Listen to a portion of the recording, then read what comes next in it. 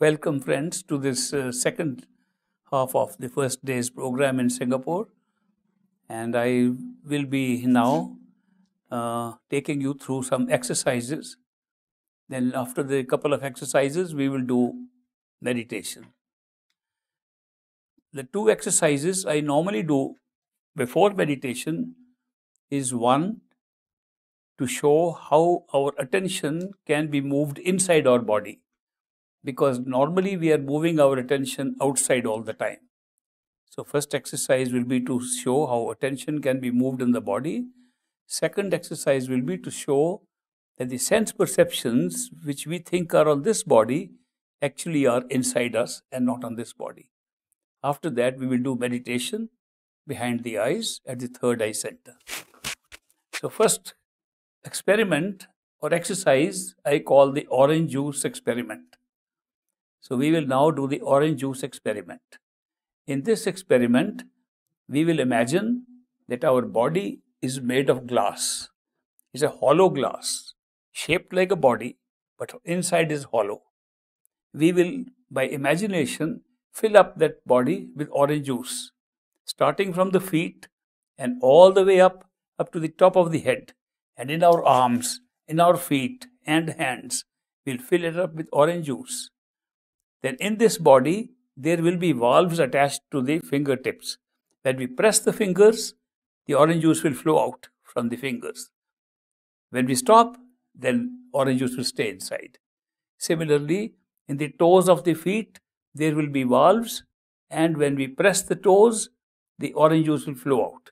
When we don't, orange juice will stay inside. Once you have done that, I will give you instructions when to press these valves. Okay?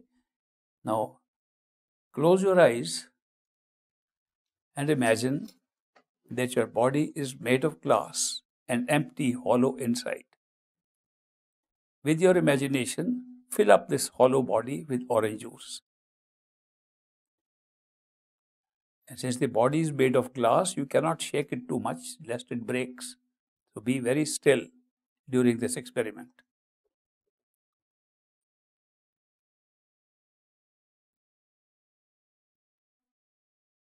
Start from the feet and fill up all the body, the legs, the torso, the arms, and the head. No space should be left empty.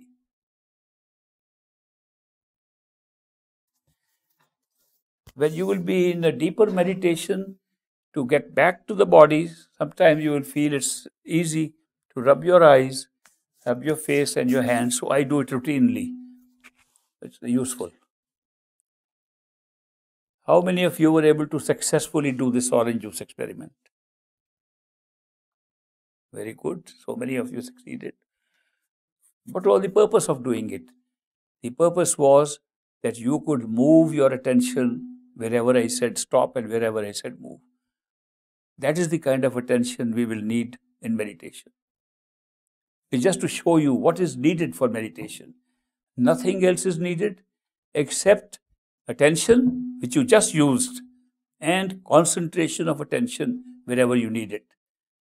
When I said hold, you concentrated your attention at that point. So you learned both things in this little exercise: how to use attention and how to hold it where you like.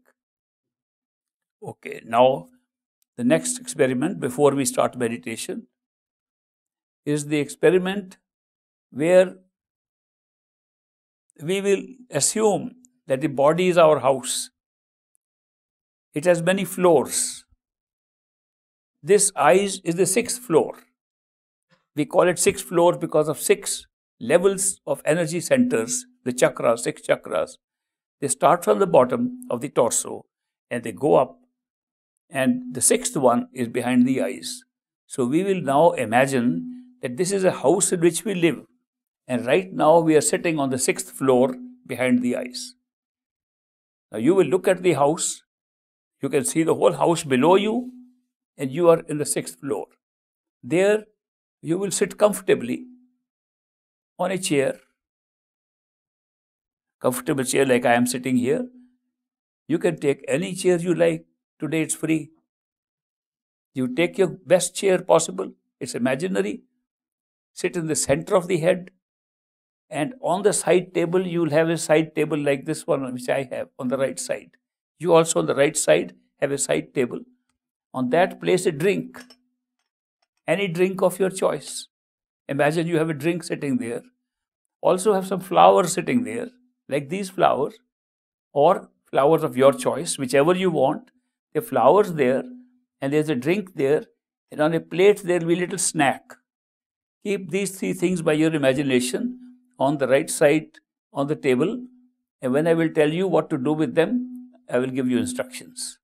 So close your eyes, go to the 6th floor of your house, which is behind the eyes. The rest of the house is below you, and you can see there are steps that go in front to the lower floors, and there is an elevator at the back along the spine. You have an elevator to go down, and you have steps to go down in front, and the house is very comfortable, but you are on the 6th floor, which is a very comfortable floor behind the eyes. Stay in the center of the house, in 6th floor, in the room in the 6th floor, in the middle of the room, and take a nice chair and sit down comfortably on it. Then look on the right side and see the table, which has a drink, has flowers, and it has a snack.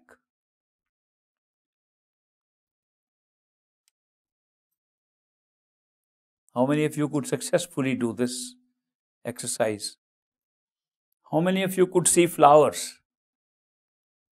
How many of you saw new flowers, which are not seen before? How many of you could smell the flowers? How many of you could taste the drink? How many of you had a new drink you hadn't had before? How many of you enjoyed the snack? Snack was popular. How many of you found it was different than what you imagined? Very good. So you see, how many of you still have the taste of the snack in your mouth? Very good. Now here there was no flowers, there was no drink, and there was no snack. But you were able to have the experience of all the 5 sense perceptions. It is just an experiment to show that sense perceptions through imagination are functioning without the use of what we think are the physical organs on our body. Also, sometimes the memory can recall these things and we can still see them. Sometimes we can see things which we did not even see before. You just had some of these experiences today. So the idea of these 2 experiments is that you can await to see beautiful things inside. And don't think you only have to see things which you have seen outside, because inside there are many more things than outside. When you do meditation, you will see many experiences inside. Okay, now you are all ready for meditation. Meditation is done effectively, usefully, only in the 6th floor house behind the eyes. Doing it anywhere else does not give any results. I have visited my friends. They tell me we have a special meditation room in our house. They take me to the room. It's very specially decorated. It has incense burning. It has candle lights. And they sit there to meditate. Their attention is on the incense and on the candle. And at the most on the room, special room they have. How will it go inside?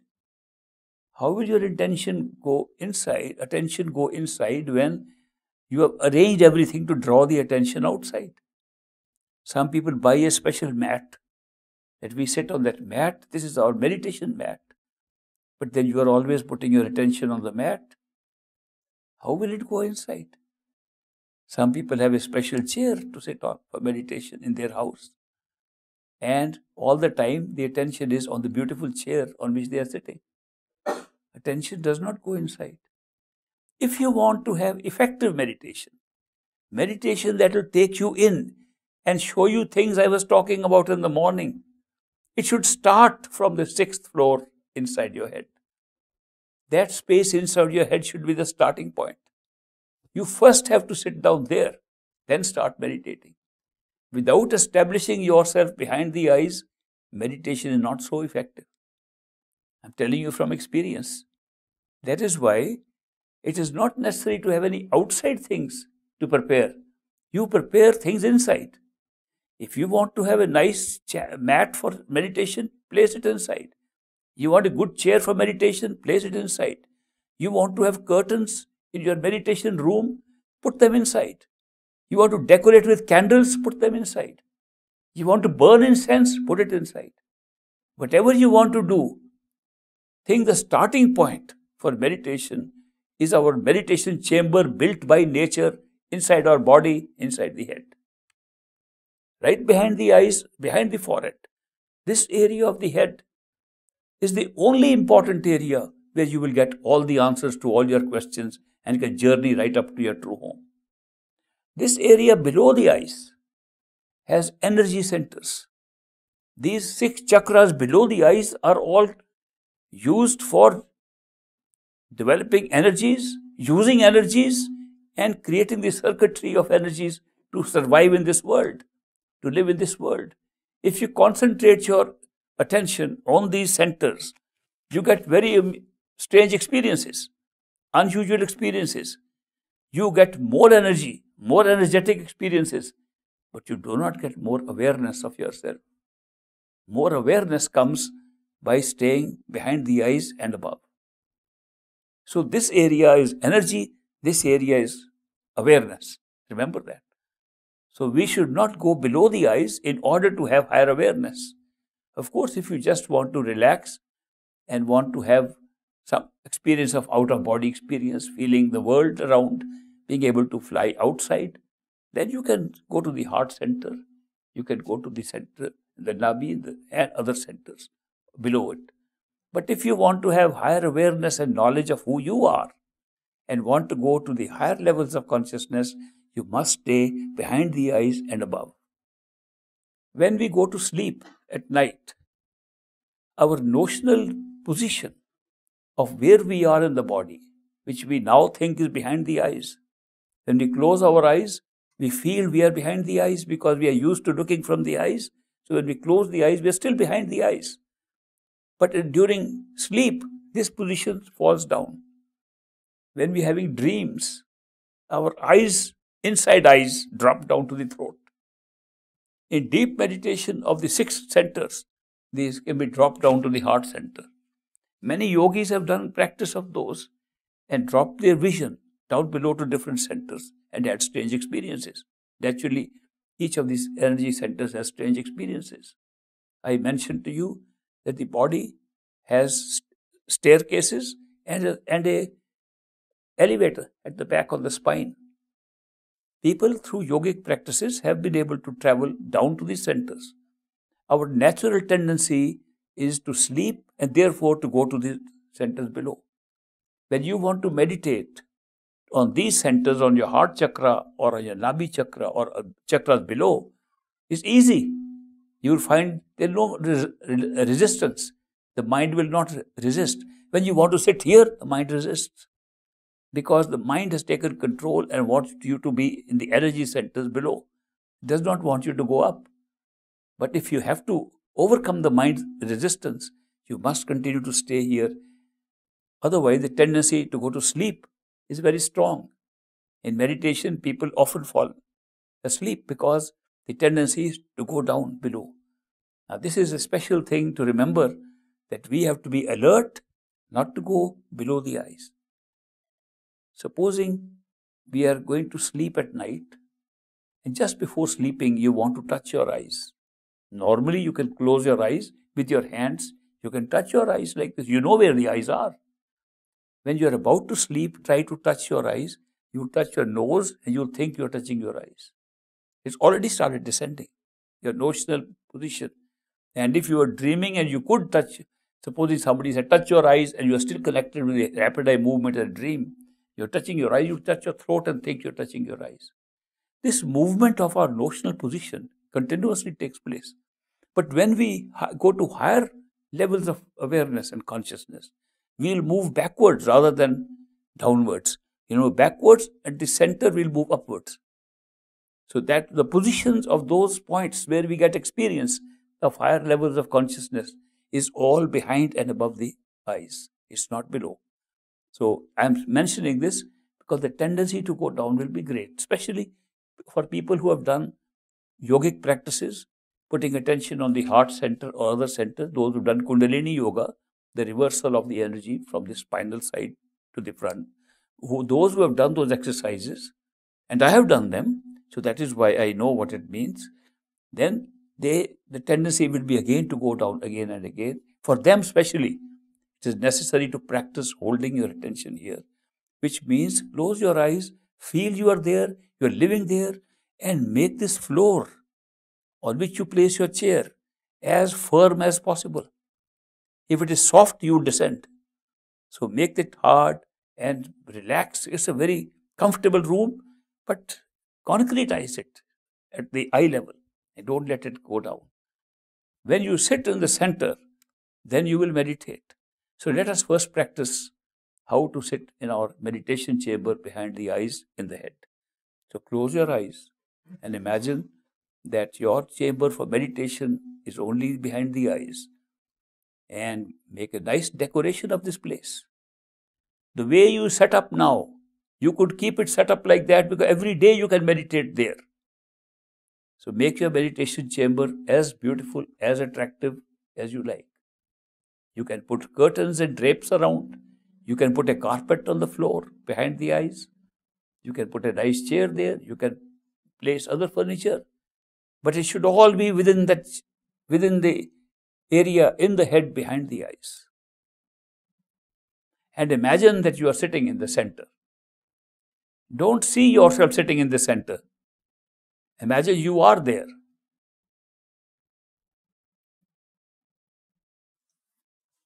How many of you could successfully repeat and listen to the words in your head during the session? Quite a few, thank you. This is a secret of starting meditation. If you are able to, it's only a sample few minutes, it's not the regular time that we should give and then see the results. But if you give enough time to this, you should be able to hear sounds coming inside. How many in your short period were able to hear sounds coming inside? Very good. Eventually, we all have sound coming inside from our own consciousness, from our own soul. That sound is an expression. It's like an expression of the frequency, vibration, resonance of our own consciousness. It comes from within ourselves. But before that, we can also hear many other sounds. Those sounds are important because the repetition of words and listening to it will lead to that sound coming automatically, because as we gather our attention behind the eyes, the sound comes naturally inside. We will then start listening to the sound. Once we listen to the sound has the capacity to hasten, speed up our concentration and pull us to the center. The sound can also lift us up to other levels of consciousness. So the sound is very important, and tomorrow we will do meditation on the sound. Above the mind, the sound transforms itself, as I mentioned in the morning, and love and devotion become necessary to move any further. So we don't have to wait till we go there. We start meditation with sound and love and devotion right from now. We will do tomorrow meditation on the sound and love and devotion. And that will be the highlight of tomorrow's meditation, how far it can take you beyond the mind. If you are ready, you'll get an experience as early as tomorrow. Right now, I'll pause from this meditation session and answer some questions if you have given any. Question. I want to ask how to get a peace of mind as everyone is looking for it.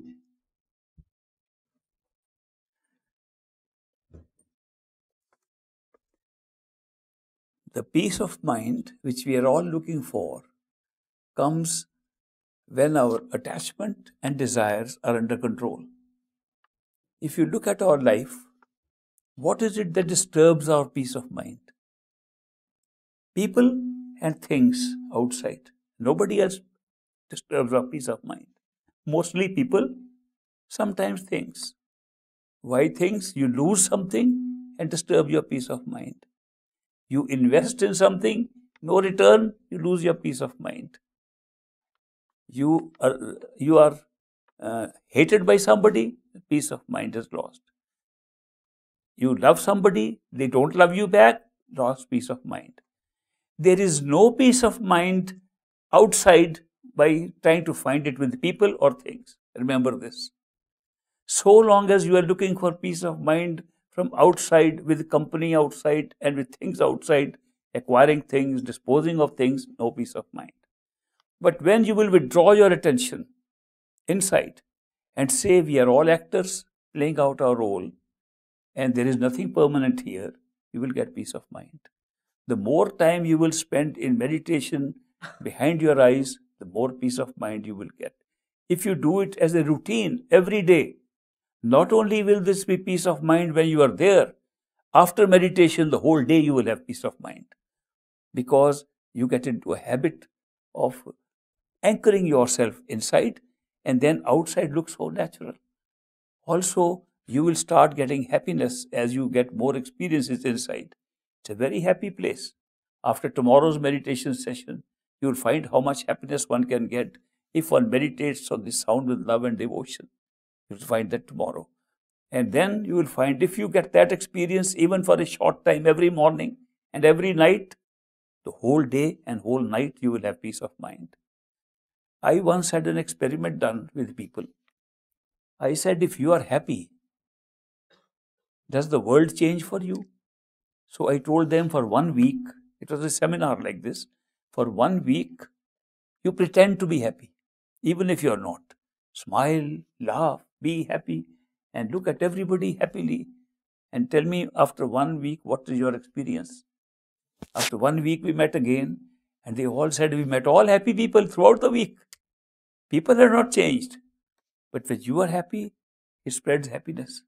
When you are happy, you are much closer to peace of mind than when you are unhappy. So therefore, the secret of happiness is inside. And if you really meditate like this, you get real peace of mind. And the ultimate peace of mind is when the mind is no longer yourself. Because all disturbances in the mind, you are not the mind. You are the soul. Soul is always at peace of mind. But when it identifies itself with the mind, thinks it is the mind, it loses its peace of mind. So once you are able to reach that point in your meditation, when you can separate yourself from your mind, go beyond it and discover that you are the soul, you will always have day and night peace of mind. So that's the best way to get peace of mind. If everything is pre-planned, then we don't exercise our free will. Won't we end up with a messy life and not taking responsibility for our actions? The beauty is, what we think is free will is also predetermined. When we feel we are making an effort, we don't know it is predetermined, so it looks like we are doing it now. So therefore, when somebody says, if everything is predetermined, why should I do anything? Because whatever you are doing is predetermined, including the thought whether I should do it or not do it. So the confusing part is that we think some items are predetermined, others are not. That is not true. Even our thinking, even the way we seek, even the way we decide to do things, even the way we put effort is all predetermined. But we don't know it. Therefore, we should put in the best effort so that we say this was predetermined. The truth is, of course, everything is predetermined. But it does not alter by our saying, okay, if it is predetermined, I won't do this. That means even that was predetermined for you to say that. So that is why there is no exception to that. But the experience is of free will. It's not that the free will is real now. Free will was real when it was made and determined by us. Today, it's a free will of experience. And that's useful because we can feel we are taking responsibility and making decisions. We can feel we are seeking. We feel we are going towards a certain thing. That feeling is important. And for the feeling of seeking, free will is important. But free will pervades everything, including the desire to say, I have free will or I don't have free will. This is sometimes questioned. If I have no free will, why should I do anything? Well, what you just said was also part of your predetermination. Namaste, Guruji. Why is there a need for a guru in our lives? Can one-pointedness devotion to God give us enlightenment and bring us back to our real home? Yes, if you have seen God, you don't need a guru at all. Whoever has seen God does not need a guru, but nobody has seen God.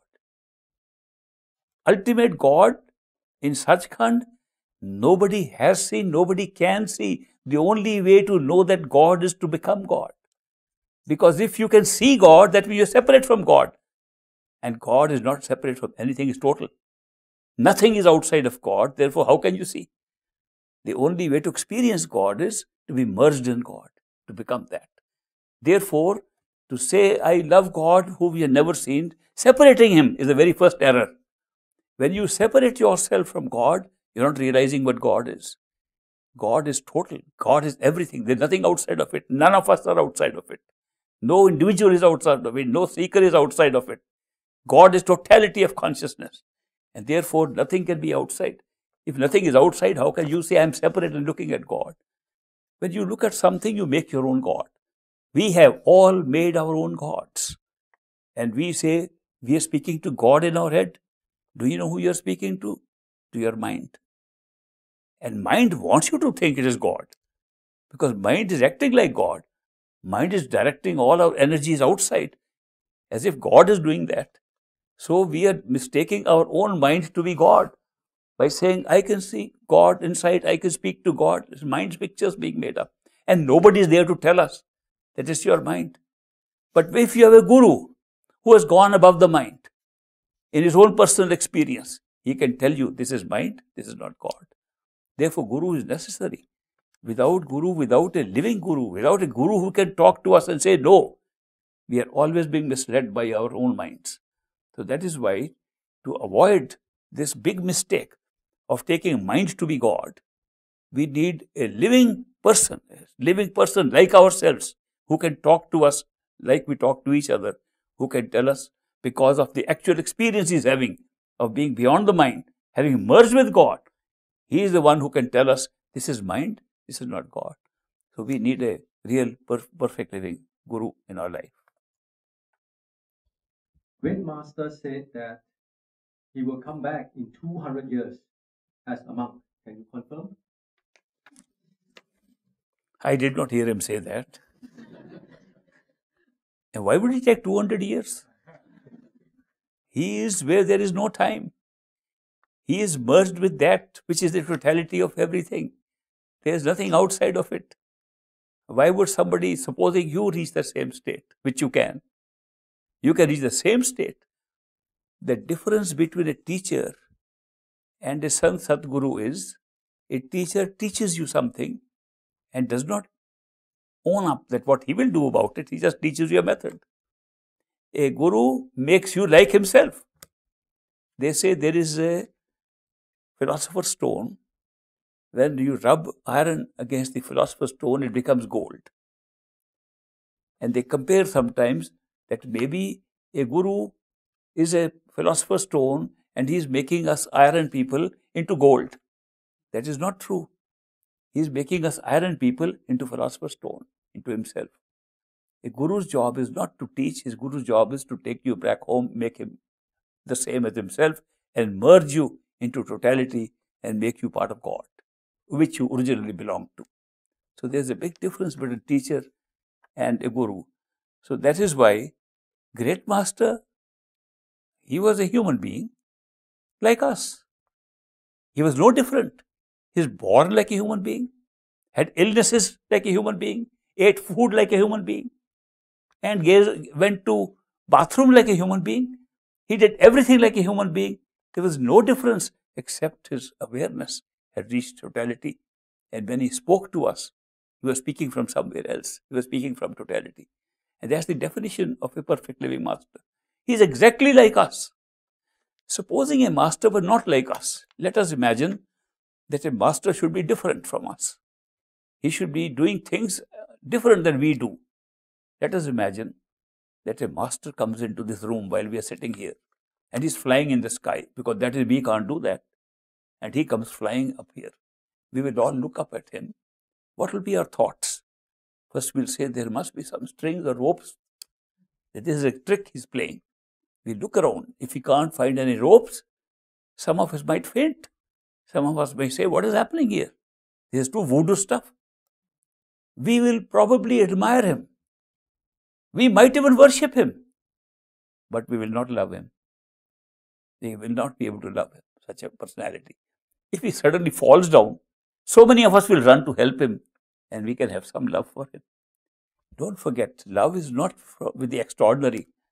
Love is with the ordinary, somebody like us. Therefore, masters take care, perfect living masters take care to come in life where they can be friends, where you can experience love with a person, human being, and not somebody that you're loving an idea or something in your own head. And that is why these masters come as ordinary people. And when you say master can come again, of course, masters can come again. They come again and again. How can you know which is the great master who's coming again? Which is this master coming again? Because they have merged into totality and they can come in any form again. We have been coming in many forms again and again. They can come in many forms again. So this is sort of a myth we like to make because we love a particular master who came in his life. And we say, no, he will come again. He will come again as a new master. Why would he come as the same master again? It's not necessary if he has merged in totality and comes back. So masters come again and again. Always a master. There are sometimes many masters. In this Iron Age, Kali Yuga, there are many masters. At some time there were fewer masters. But there are always at least one master in this physical world. Always. So that is why seekers, they draw the master down. When we seek, a master comes into our life. Wherever there are seekers, masters will come. No matter which nation, which country, which nationality, which culture, it doesn't matter at all. Masters don't come for any particular group. They don't form groups. We form groups. Masters come for all seekers of all humanity. They do not make any distinction whatsoever. What religion you belong to, what nationality you belong to, they have no concern with that. They come only for the seeker, no matter what your belief system is, no matter what your religion is.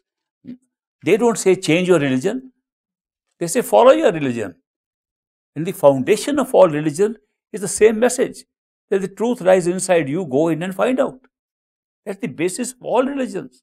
If you study the basic thing, what we have done, we have converted the spirituality, the spiritual path into religion by introducing outside ceremonies, outside rituals, and we give more attention to those outside things and make a distinction.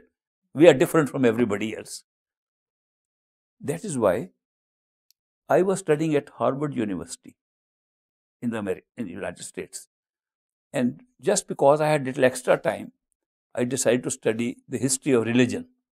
Then let me see how many religions there have been. And I wanted to find out this common trend. There must be something common in all the religions. Now, when I studied about 13 or 14 major religions, when I was studying them, I found that their rituals were all different. And therefore, they were different. The message was the same.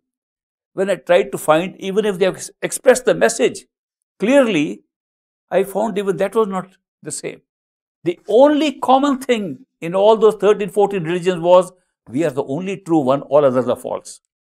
That's the only common thing. They all claimed they were the only ones. I meet people, they say, this is my guru, that is your guru, that's their guru, and ours is the only real one, all others are fake. So you see, once we get into this kind of distinction, we totally forget that God is not the monopoly of anybody, the creator of all of us. And a perfect living master does not come for any particular group, does not come for any particular people. He comes for all seekers. And he comes in different parts of this planet because there are different seekers at different times. He comes like a human being like us, lives like a human being, becomes a friend of ours first, and a master later. Therefore, if a master is not a friend, we can't have that kind of interaction which we need to travel together to a home. When we want to take a journey, even in this world with a friend, we like to chat on the way, we like to fly together, we like to do things. Wouldn't we like to do that with a master? How can we put a master on a pedestal, keep him very far away, and say that we are friends and we are traveling together? Masters come for seekers, they are their friends, and they are with them all the time. And through meditation, they manifest themselves in their disciples and become their friends forever. So that is why these masters, they don't have to come again and again in the same form. They come in different forms as needed by the disciples. When we wake up in our true home, will we remember the worldly experience? Will that memory of experience really last forever? Yes, that is what we came for. So that we can compare our state of bliss with a state of non-bliss and make the bliss even better. It's only by the opposite experience of what we have had there that we can appreciate our true home. And we have come into this world of duality, pain and suffering, so much misery here, so many disappointments here, so much heartbreak here, so many things which make this look totally imperfect place. Nobody can imagine God could make such a place. People have doubts about God when they see so much pain and misery in this world. How could God create all this? They don't realize God created an illusion of all these things, a shadow of all these things, to make the real thing more appreciated. This is not real. He made it real so that we can appreciate the true reality better. So that is why when we go back to our true home, we do recall this. That is why we appreciate it better. In a story form of creation written by one of the mystics, Kabir, in a book called Anurag Sagar, which means the ocean of love. In that book, he writes how we have come into this world to see the misery of this world and make it real. So that when we go back home, we rejoice more than what we did before we were there. So he calls those souls which left their home for adventure, like us, as Hans, because from crows we become Hans on the way back. We get back with all the knowledge of our truth, back again from the knowledge of ignorance which we thought was reality here. So we are Hans, and those souls that never left our true home are Bans. Now he says, when the Hanses go back to their true home, they dance and sing with great joy. And the others are already singing already with their bliss. The Bans say to the Hans, why are you singing so much? We are all in the same bliss. And we tell them, you don't know what you are missing. You have never seen something other than what you have. We have. So we are appreciating our bliss even more than you. So that is why there is a purpose in coming here and a purpose in remembering this experience when we go back to our true home. Is karma action, or rather choices, you make with a predetermined outcome?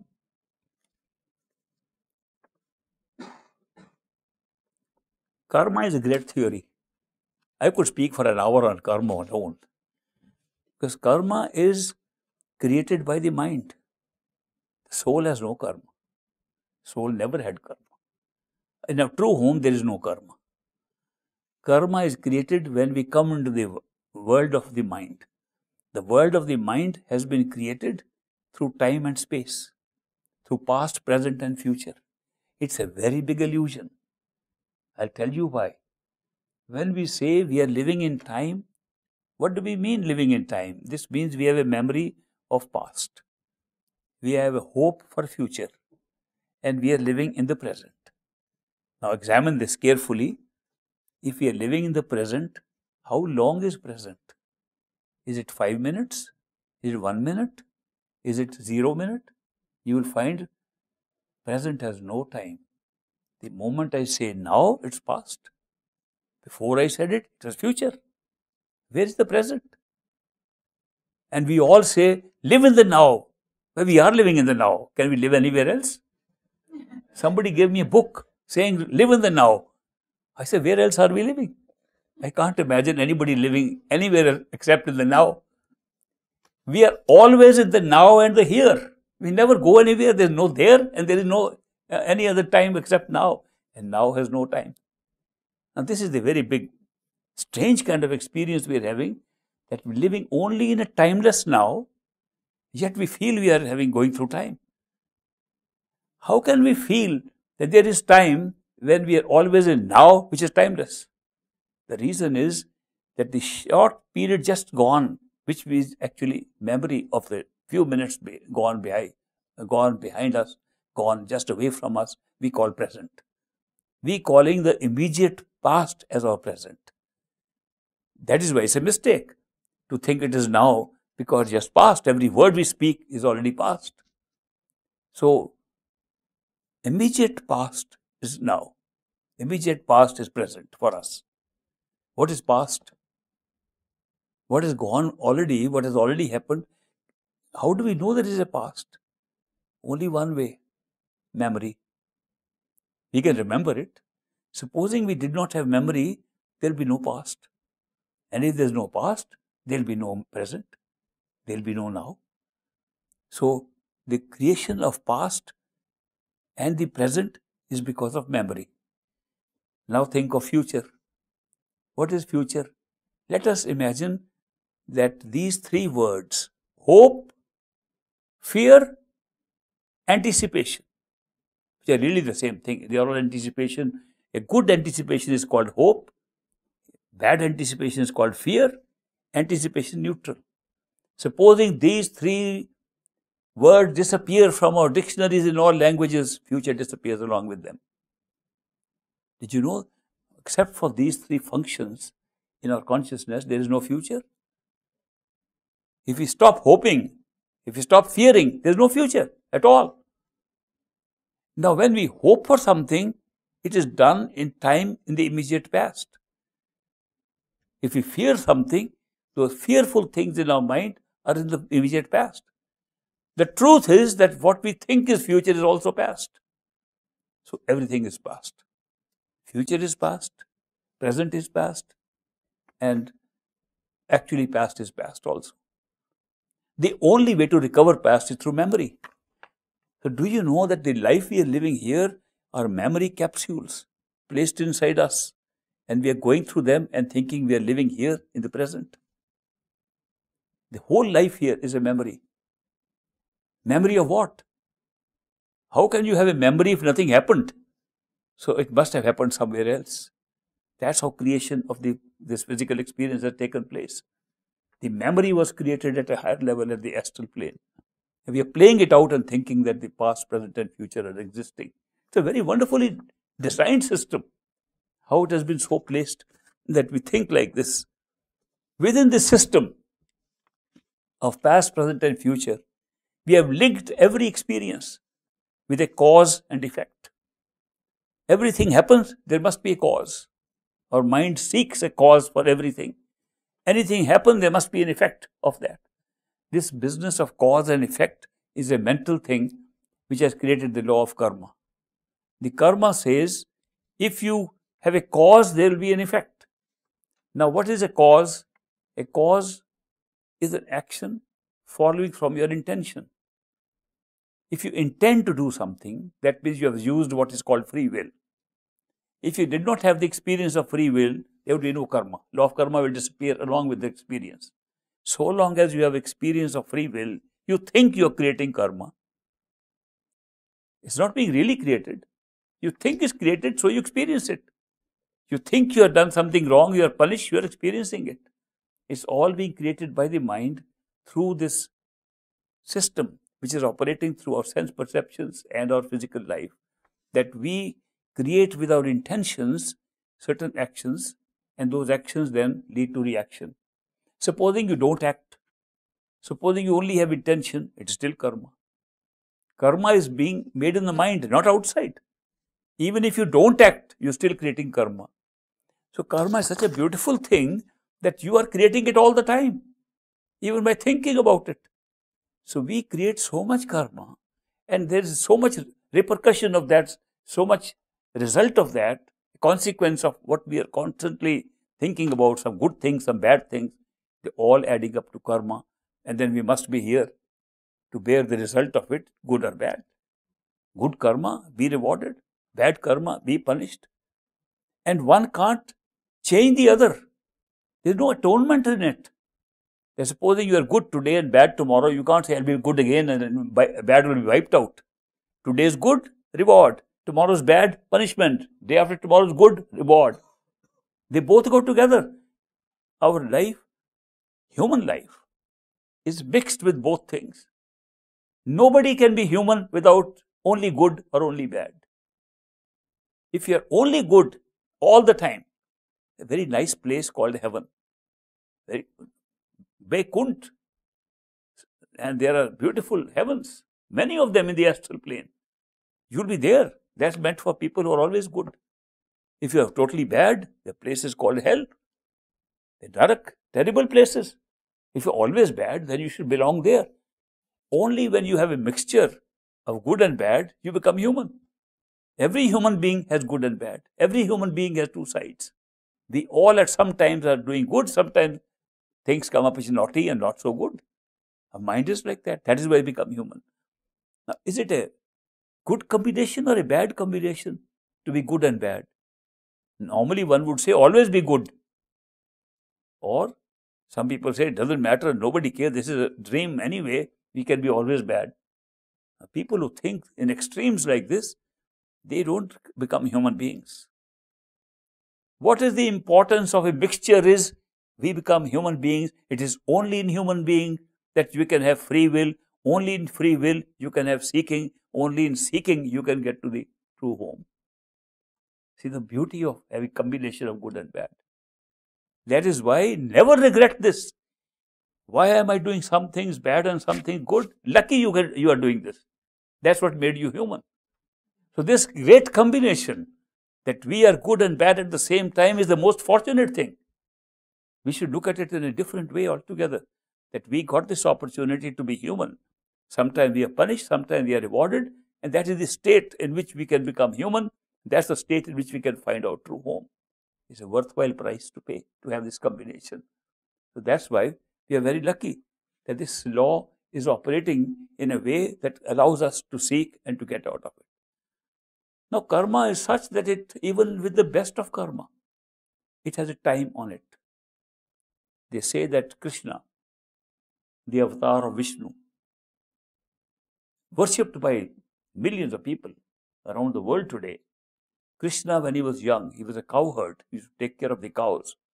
And he has a friend, Udo, also helping him with taking care of the cows. As a young boy, Krishna goes and tells Udo, he said, Udo, the nature of karma cannot be understood by people. Because they think karma means do good to overcome your bad. That is not karma. Karma is, even if you do all the good in the world, get all the reward, one bad thing will make you be punished for that. And as he was saying this, a little ant crawled by and he told Udo, he said, Udo, look at this ant. Can you see it going? This ant at one time was Brahma, the creator of this universe. One time was Indra, one of the highest heavens. He ruled over it. And today is an ant because of his karma. The fact that he has reached that high state because of good work could not prevent him from becoming an ant because of the bad work. So karma does not atone itself, does not cancel itself. You cannot say, I did something bad, now let me do something good and cancel it. You'll be punished for the bad, rewarded for the good. So many people who have led lives of extremes, extremely bad, evil things they have done, and then become so changed and did very wonderful, beautiful things. They are entitled, because of their actions, to both hell and heaven immediately after this life. And they get a choice. Now you have, by your good deeds, 1 month to stay in this heaven. Bad deeds, very bad deeds, 1 month in hell. The only last choice when you die is, which one do you want first?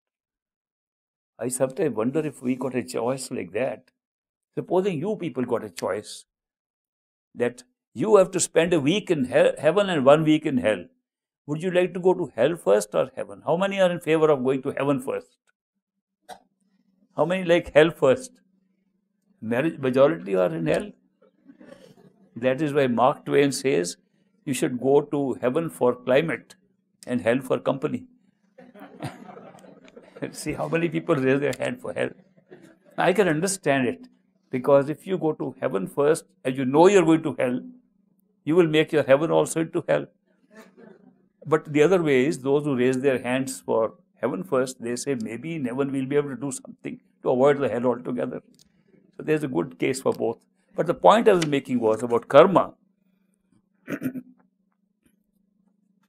Karma is predetermined, but we experience it as free will. Karma arises from the experience of free will. It's not real. It's only created and born by the mind.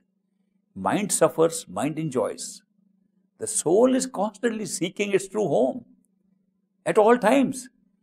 Our most inside part of our consciousness is always wanting to get out of this mess. But the mind is trying to get all the joys, pleasures, and suffer the sorrows outside here. So there is a little division. By identifying ourselves with the mind, we are suffering along with the mind. Otherwise, this karma is only being borne by the mind. In meditation, when you will rise above the mind, you will watch the mind, the body as actors. They are going through a stage play. You will watch apart from that as an audience. Look what they are doing in a combination. This very life will look so different because you can watch from that point of view of being a soul. So that is why the karma, although it's all predetermined, but we live through it like choice, like free will is also predetermined, but we think it is really free. Karma also is experienced the same way. Is karma decided by the self, mind then? So, if one thinks killing is right, does that mean he would not have bad karma for doing bad things?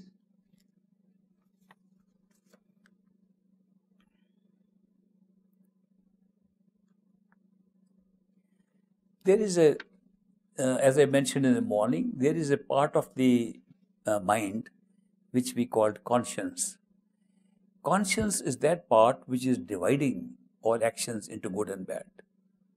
It's constantly doing it.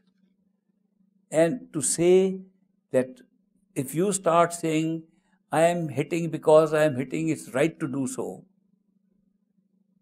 and the conscience is saying, that's not right. You can argue with the conscience, but the conscience prevails for karma. Your conscience, the inner self that says it is wrong, will prevail over your mind discussing and saying, no, it's right to do it. Conscience still pulls you in. So therefore, we have automatically built in a system in our mind where no matter what we say, internally the message comes, this is right, this is wrong. Why does that happen? Because we grow up in a social environment, we grow up in different societies.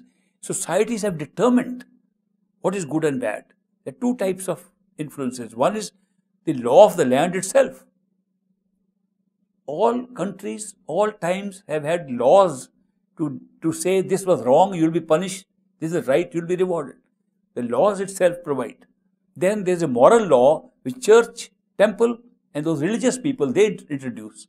These two start right from our childhood.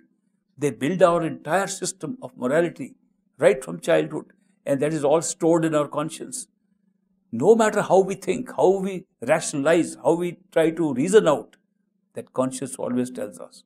So therefore, the willing mind in front of us does not override the conscience behind. So even if somebody says, no, I think it's right, let me do it. We all say that. When we are trying to do something wrong, we try to rationalize, no, it's all right. But the conscience pulls and says no.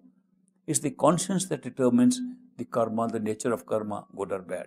And no matter what we think is right or not. Lust is a big problem on spiritual path. How to control? Will there be more temptations as you travel through inner regions?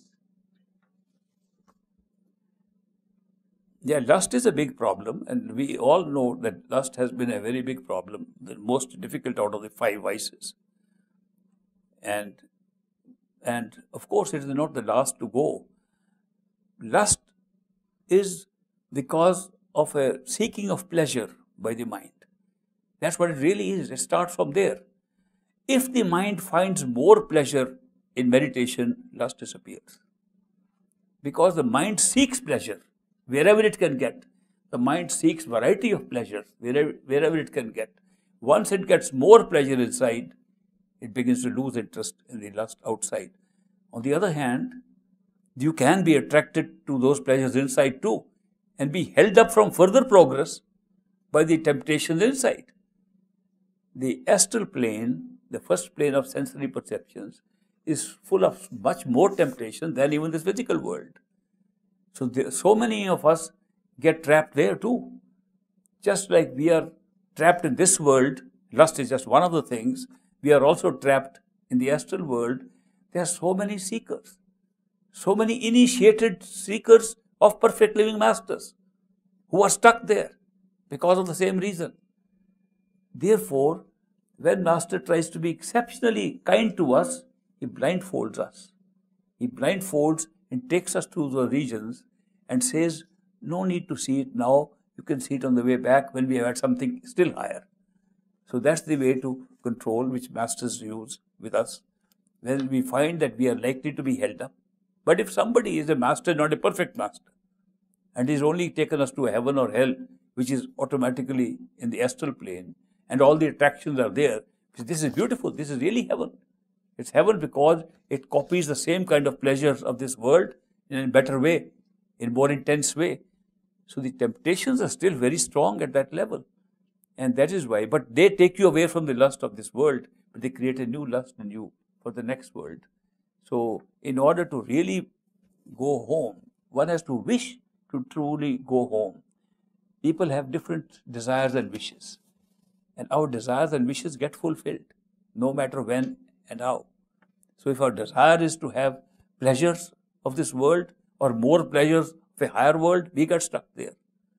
But if you don't want to have that, some people say, we just want to go to a true home, please blindfold us, we don't want to be interested in this thing. They do skip that and go straight. This is an interesting thing the masters decide. Based upon how many desires we have had, they sublimate the desires, fulfill the desires, either here or inside, and then take us. Each one of us has a different set of karma. Each one of us has a different state of consciousness right now. We have evolved through so many lives up to this point. So Master decide for each one what is the best way to go. My own master, Hazur Maharaj Baba Sawan Singh, had a master whose name was Baba Jaimal Singh. Baba Jaimal Singh was following a guru in Agra at a distance from Punjab, whose name was Swami Seth Sibdyal Singh. He was popularly called Swamiji. He was in love with his master, like all good disciples are. In those days, there was no iPhones and no telephones and no system of communication. The only way was to write letters. So once he was missing his master so much, he was missing Swamiji so much, he wrote a letter. He said, my beloved Sadhguru Swamiji, I am missing you so much. Please give me permission to come to Agra and have your darshan. I am missing you, haven't seen you for a while, and something is happening in my heart. I can't stand it. I'm feeling away from you. Letter went. Letters were very slow in those days. The reply comes after 1 month. And Swamiji writes, my dear son Babu Jaimal Singh, I have received your letter and I am very happy to know that your soul is traveling in the higher regions of Khand Brahmand. Jaimal Singh looks at the letter. He says, my soul is going nowhere.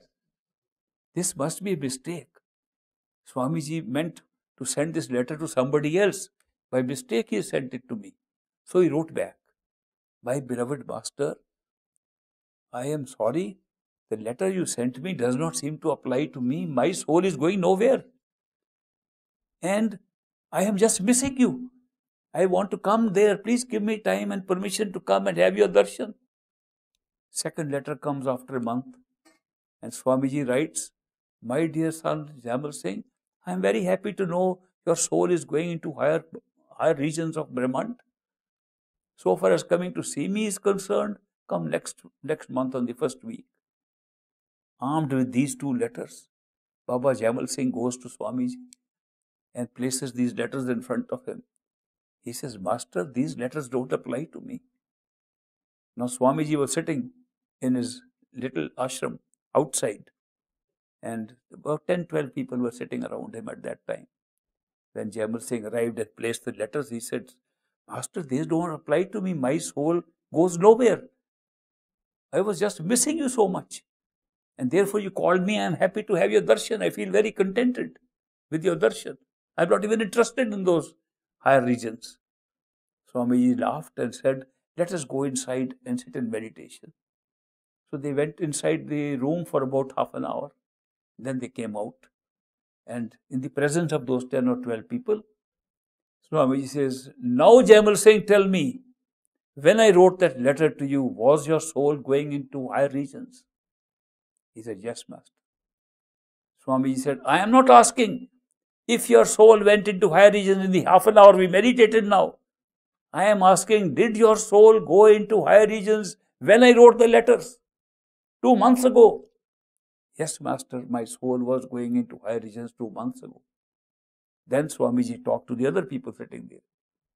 He said, when the soul is going to higher regions, for a person who is meditating, he is not able to see anything because he can get trapped there. The masters are preparing some people specially not to be trapped anywhere. Therefore, they put a blindfold. But when they remove the blindfold, you can remember you were there. And all that happened with him was, he could not be missing his master so much. He could not be feeling that love for the master so much if the soul was not ascending. Where was that coming from? It is coming from the ascent of the soul inside. And that is why masters very often block this experience till we take us higher and then bring us back to have the experience and show us you had it when you felt you were only feeling missing the master or you were feeling love for the master. So this is good to remember that masters customize our path for us. If they were teachers, they would tell the same teaching to everybody. If they are masters, they customize for each person and tell them exactly what they need at that time. Once I was young, but we used to sit around the great master. And once we were sitting with 10, 20 people. Great master Baba Sawan Singh was sitting in his chair. And a man came and brought his young daughter with him. He said, Master, my daughter wants to go to college and I think we should get married. She should get married. Why should she go to college? The children, the boys go to college. Girls should run the household. Master said, no, what's the difference between girls and boys? They're the same. Let her go to college. He said, thank you, Master. And they both went away. Within 5 minutes, another father comes with his girl and with the same question. He says, my girl has grown up and she wants to go to college and we think she should get married. What is your advice, Master? He said, what have girls to do with college? Get married and run a household. 2 different answers given within minutes to 2 different people with similar problem at all. Altogether similar problem. It shows that the answers masters give is not a general answer from a book. It's an answer appropriate for that person. So that is why they customize our path. They know exactly what we did at that time. Somebody comes and says, Master, I can't do much meditation. My mind does not go. No, do more meditation. Sit more meditation. Somebody else says, Master, I've been doing meditation. Meditation won't help much. You should just do love and devotion for your master. 2 different answers. Somebody says, what is the secret of going to higher levels? Master says, more meditation. Somebody else comes and says, what's the secret? He says, grace of the master. Which is true? Grace or effort? Which one is correct? They give contradictions in the same book. You read about their books. Sometimes grace is more important, sometimes effort is more important. It's only when you reach above the mind, you find grace and effort are the same thing. You find without grace, you would never put the effort. But when you are in a state where your mind says without effort, nothing comes, they say put in more effort. When they say read more books. One man came and said, Master, I'm very interested in this path. He said, read more books. The more books you read, the more you'll understand. Another person comes and says, Master, I've read all the books. It doesn't seem to be conveying the same thing. He says, put all your books into in a bag and throw them into the river. Two different answers. In my own family, my father got married to my mother. And my mother's mother, my grandmother on the maternal side, she was a great believer in worshipping little idols of Shiva, Brahma, and all those goddesses, Lakshmi, Durga. She had little images, and she had made a temple in her house. So she would sit there and ring the bell every day and put incense and make nice aartis and prayers she would do to those little images. Then my father, who got initiated by Great Master, he saw these things are all superstition. They are not real. He tried to convince his mother-in-law. He said, Mother-in-law, these are not gods. These are just little pieces of metal and wood that you are worshipping. God is inside.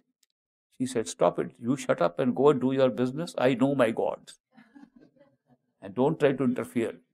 They are such a divine people here, divine powers here sitting here. They help me with everything. What are you going to tell? When he failed to persuade his mother-in-law, ultimately he went to Great Master. He said, Master, I want my mother-in-law to also take advantage of what you have given me. He said, don't worry, I will visit her sometime. When I come to that city, I will visit her. So one day he came, and my father reminded him, Master, you said you'll visit my mother-in-law. He said, sure. He went to the mother-in-law and he said, I understand that you have a temple. Oh, yes, Master. Can I also go and pray there? Certainly, Master. So he goes there, he takes the bell and starts ringing it. And he starts worshipping both those little images there. And my mother-in-law is so happy. I mean, my father's mother-in-law is so happy. Grandma tells the Master, my son-in-law is a fool. He doesn't understand. He doesn't even know you. At least he should know that you worship these idols here. And Master said, yes, we have to worship wherever we see divinity. Because God is everywhere. God is in every stone. God is in everything. And you are seeing God here is very good. So she was very happy. And my father looked like a fool. And he said, what is Master doing here? And he should be teaching the same thing he teaches in the Dera. So later on, he says, Master, my mother-in-law is very convinced with what you did. But don't you think you put her on the wrong track? He said, you wait a few days. She will come to listen to me now. She wouldn't have come on what you were saying. And of course, he said, the Master is real now. I have tested him out. He prayed to my own gods. He has to be real. So she went and began to attend this satsang. To cut a long story short, after a few weeks, she told Master, Master, I find that the truth is inside, God is inside. What am I going to do with all those gods and goddesses I've kept in my temple? He said, do you have a gunny bag? Where you bring the rice and wheat? Yes, I have an empty gunny bag. Put them all in the gunny bag, all those gods and goddesses, tie it up, and with a prayer, dispose of in the river. She went and packed up all those gods and goddesses in a gunny bag and took her to the river Ravi in Lahore and immersed it there. She was very happy. Now, can you imagine that masters do something according to the individual? They know that ultimately what will take us is love and devotion. That's what carries us through. There was an instance where Great Master went to a Sikh temple where the people said, if he is pretending to be a guru, according to our Guru Granth Sahib is the only guru, we have the dictate. It says that after today, only Granth will be considered guru. The Sikh religion says so. He pretends to be Sikh. He is wearing a turban and having long beard, and he is not a Sikh because he is pretending to be a guru himself. The 10 gurus have been named in our Granth. And if this man tries to come to our town, Rawalpindi in Pakistan now, at that time it was part of India. If he comes here, we'll kill him. They went there and they took out their swords. That if he comes and tries to preach anything in this city, we'll kill him. So his secretaries got very nervous who were traveling with him. By the way, I was also there in that trip.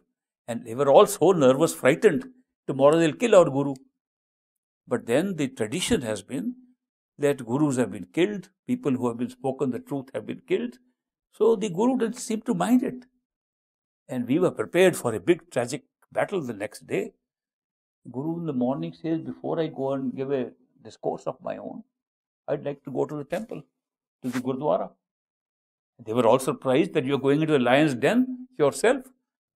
But he said, no, I have to go to Gurdwara first. He went to the Gurdwara, bowed before the book, the Granth, gave 5 rupees from his pocket as a obeisance to the Guru, which is the Granth, the book, and sat in front. They were all stunned. They said, we thought he's pretending to be Guru. He's accepting our Granth as the Guru. Then he had a Patti, a chanter, who used to chant from the Granth Sahib in the Dera also. He was accompanying him. He told him, go and sit and take over the Granth Sahib and read the Bani of the 5th Guru, Arjan Dev. And then he began to read the Shabad, which said, unless you can see the face of a Guru, don't believe it. And the Guru, if he can give you a hug, he's taking away so much of your vices. He read that whole Shabad. Now, it was clear that a book cannot do this, no matter how big a Granth it might be. Kantalai of Gun Sab Mete. All those Shabads, when they were read, they were so affected. The people were so affected by this. They said, this man has come for truth. They put their swords back, and most of them became his disciples that day. We saw this miracle happening. That where their intention was to say, he said, no, I believe. If you believe that Guru Granth Sahib is your Guru, then follow what it says. Just follow what your Guru is saying. The Guru is saying the same thing that he was saying. So therefore, these Gurus know how they can act in different situations for different people. And therefore, they are not come to give a general teaching to everybody. And when you meet a Guru, you feel such a close personal friendship. You feel the Guru has come for me only. You get a strange feeling that this is really my Guru, and the others are just players around me. This strange feeling he can create by his unconditional love. That's the main secret, I tell you. A Guru, perfect living master's love is unconditional. No judgment at all. He will never judge if you're good or bad. Have you been good, then I will give you something, otherwise you won't. Never. A perfect Satguru has never said that. He wants to come and give. I'll give you another example of the great master, Baba Sawan Singh. He was sitting there. A man comes running and says, Master, forgive me. You told me not to drink alcohol. I drank last night. Lot of it. You told me not to eat meat, be vegetarian. I ate meat with all my friends. You told me don't womanize. I did everything wrong. Last night was terrible. I committed all the sins that you stopped me from. Please forgive me. That master says, okay, you are forgiven. Now don't do it again. And he said, thank you, and ran away. That upset all the secretaries of Baba Sawan Singh sitting there. They said, Master, what is this? A man has committed so much sin. He has done so many wrong things. And you have just said, forgiven and go. He said, yes, he asked for forgiveness. What should I do? I have to forgive him. Master, supposing he does the same things again and comes to you, will you forgive him again? I think I will forgive him again. Master, when will you punish him? He said, don't put me in the category of punishers. Let me remain in the category of forgivers. That's the characteristic of a perfect living master. They don't come to punish. They come to forgive. And then he said, look, his mind is punishing him already. He's already punishing himself. He's being punished by the world. He's punishing himself. You want me also to punish him? He doesn't know. He is in a trap. I have sympathy for him. So I have to give in forgiveness.